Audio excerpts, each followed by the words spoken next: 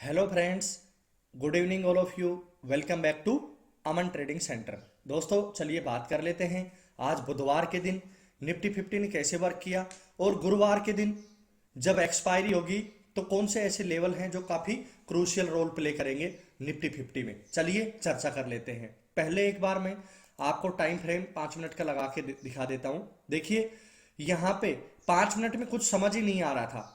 Multiple time आप देख सकते हो कि हाई भी ब्रेक होने की कोशिश हो रही थी, लो भी ब्रेक होने की कोशिश हो रही थी।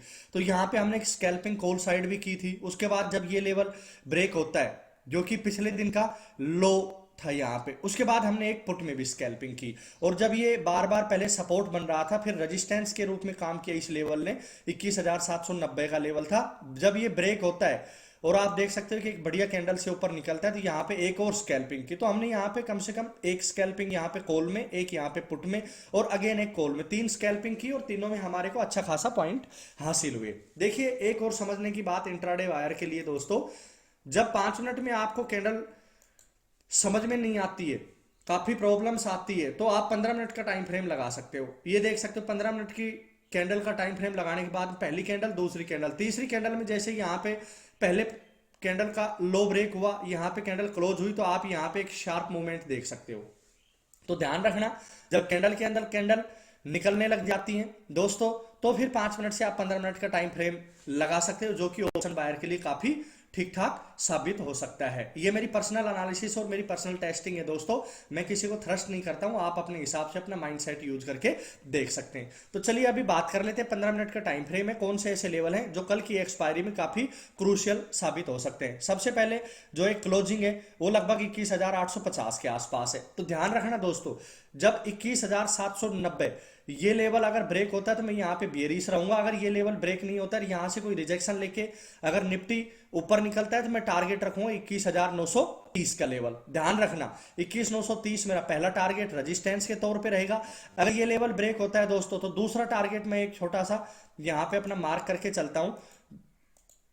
ये लेवल है 21,984 का लेवल है। तो ये लेवल भी एक हर्डल हो सकता है 21,980। अगर 21,980 को निकालता है तो यहाँ पे गैप बॉर्डर है, यहाँ पे गैप बॉर्डर है। मैं गैप बॉर्डर को भी मार्क कर देता हूं।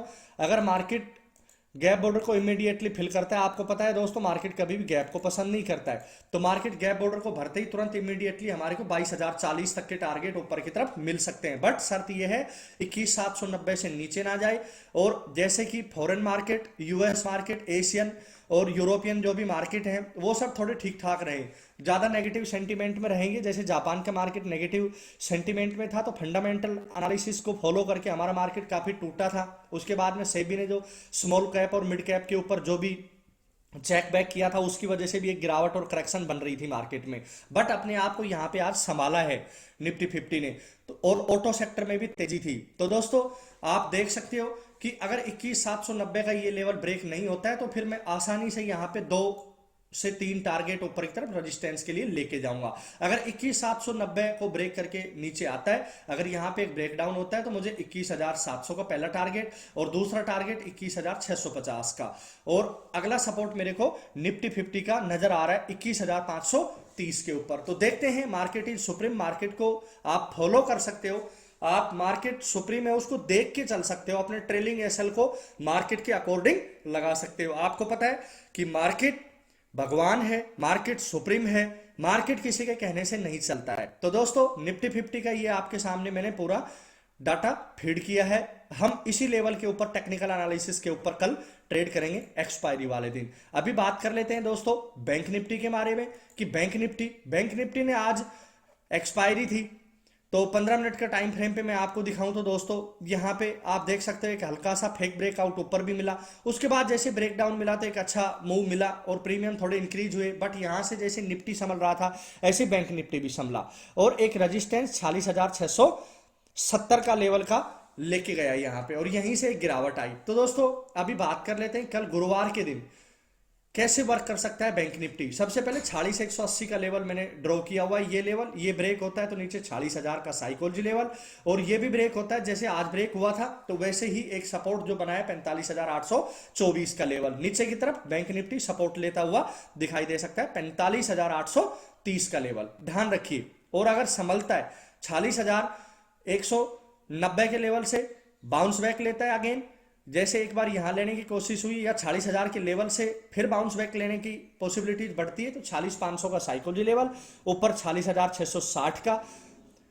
लेवल है जो कि एक 40,500 का जो साइकोलॉजी लेवल रहेगा उसको निकालने के बाद में अगला रेजिस्टेंस इमीडिएटली बैंक निफ्टी में दिखाई दे रहा है। ये भी निकलता है तो 40,850 के टारगेट भी हमें और 47,000 तक का रेजिस्टेंस मिल सकता है बैंक निफ्टी में। ध्यान रखना, मोटा मोटी आपको पता है कि ऑप्शन बायर के लिए काफी टफ चल रहा है मार्केट, तो हमें सावधान रहने की जरूरत है और 100 150 पॉइंट के मूव में हमें छोटे छोटे पॉइंट कैप्चर करके चलना पड़ेगा। अभी बात कर लेते हैं फाइनेंस निफ्टी के बारे में कि फाइनेंस निफ्टी कैसे वर्क कर रही है। देखिए, एक मोटा मोटी टारगेट हमने क्या सेट करने हैं, 20,500 का लेवल होल्ड हुआ, इससे ऊपर रहा तो फाइनेंस निफ्टी में मेरे को थोड़ी यहां पे स्ट्रेंथ दिखाई देगी और मैं रेजिस्टेंस लेके जाऊंगा 20,700 का लेवल। बट शर्त यह है कि 20,500 होल्ड होना चाहिए। अगर 20,500 होल्ड नहीं हुआ तो नीचे की तरफ मैं टारगेट देख रहा हूं 20,360 का। 20,500 का साइकोलॉजी लेवल काफी क्रूशियल, अगर डीप आई नीचे तो यहां तक की पॉसिबिलिटी और यहां से संभला तो 20,700 तक का लेवल, और अगर 20,700 के लेवल को ऊपर निकालता है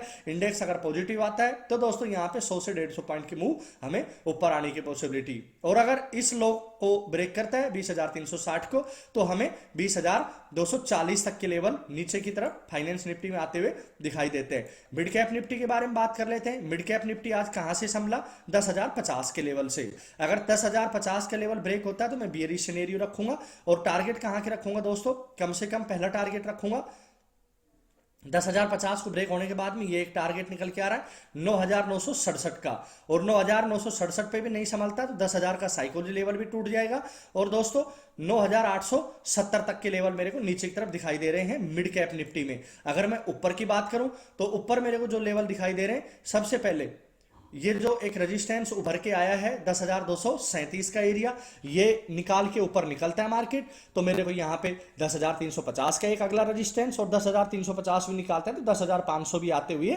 10,480 से 500 आते हुए मिड कैप निफ्टी में टाइम नहीं लगेगा। तो दोस्तों ये था इंडेक्स का एनालिसिस। तो कैसी लगी मेरी वीडियो, अगर वीडियो अच्छी लगी तो वीडियो को लाइक करें, मेरे चैनल अमन ट्रेडिंग सेंटर को सब्सक्राइब करें, दोस्तों के साथ शेयर करें। मिलते हैं आपको कल के दिन, तब तक के लिए नमस्कार, आपका दिन शुभ हो।